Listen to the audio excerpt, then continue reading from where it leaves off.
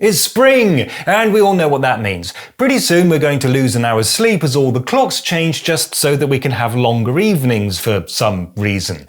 And we all know that this tradition was started by Germany in the First World War. Well, that's partly true, but in fact the history is quite a bit more complicated and a lot more interesting than I thought it would be. Germany did have a leading role in this, but the story actually begins in Canada in 1908. As Western societies became more industrialized, people started organizing their daily routines according to clocks instead of by the sun. But this meant that people living far enough away from the equator were not getting the full benefit of daylight hours during the summer. As dawn came earlier each day throughout spring, people didn't get up with the sun. Instead, they waited until a specific time by the clock, which meant that they missed the early light. It would make more sense for them to get up a little earlier, and in the evening to go to bed a little earlier, which could happen if factories and offices adjusted their hours on a seasonal basis, and then everyone would be happy. 100 years previously, that's exactly what was happening, at least in Spain. In 1810, the Spanish National Assembly passed a resolution saying that their meetings should start an hour earlier during the summer months, and which noted that shops were in the practice of adjusting their opening hours based on the season.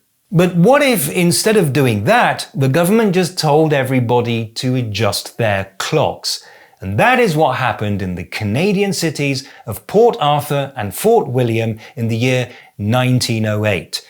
These were the first places on Earth to officially introduce summer time. It is true, though, that in 1916, the German Empire and the Austro-Hungarian Empire were the first countries to officially introduce this idea, and it was intended to help the war effort.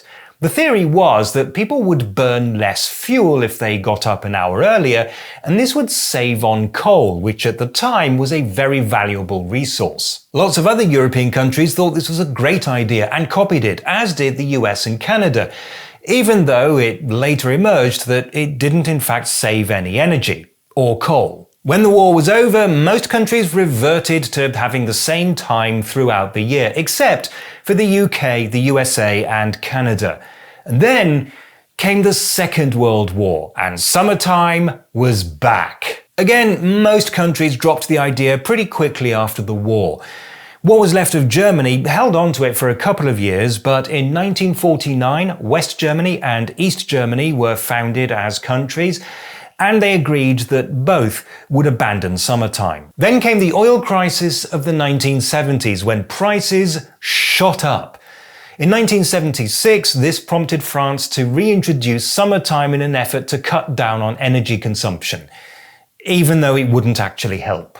By this time, the European Community, which was the forerunner of the European Union, had already been founded, and because it was such a pain to have different regulations in different member states, other countries started implementing summertime as well. But Germany had a slight problem. It was divided by the Iron Curtain.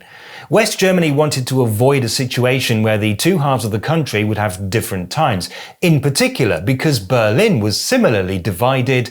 That would have created a city with two time zones. This mattered for a few reasons. The symbolism was important because Germany was in fact supposed to be a single country. Going separate ways on an issue like this would make it seem as if they'd just given up on the idea of reunification. But there were also practical considerations.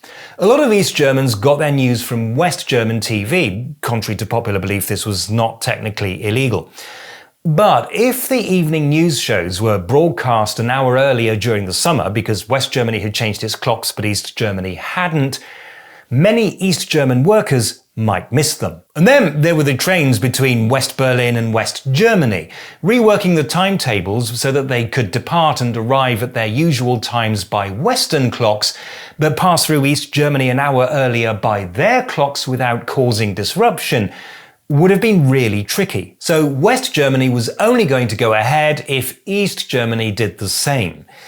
And East Germany didn't want to talk about it. They just refused to discuss the issue and said nothing. Nothing, that is, until the 30th of September 1979, when the East German government all of a sudden issued a directive saying that summertime would be implemented the following year. This forced the Bundestag to hurriedly enact a law to the same effect for West Germany and West Berlin. There was still one part of Germany that didn't follow suit. This was the town of Büsingen, which is an exclave completely surrounded by Switzerland.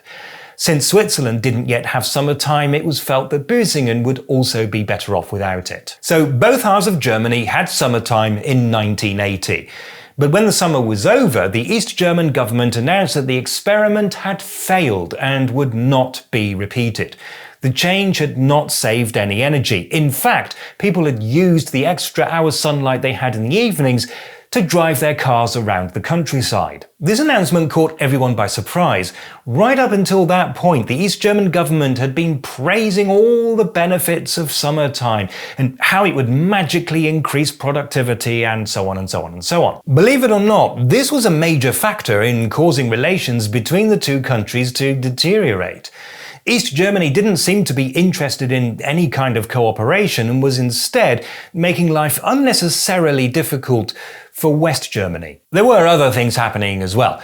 In particular, the East German leader Erich Honecker gave a speech denouncing West Germany as a class enemy and saying that there would be no attempt at reconciliation. At this point, West Germany basically said, well, stuff this, and announced that whatever else happened, their clocks would go forward in the spring of 1981.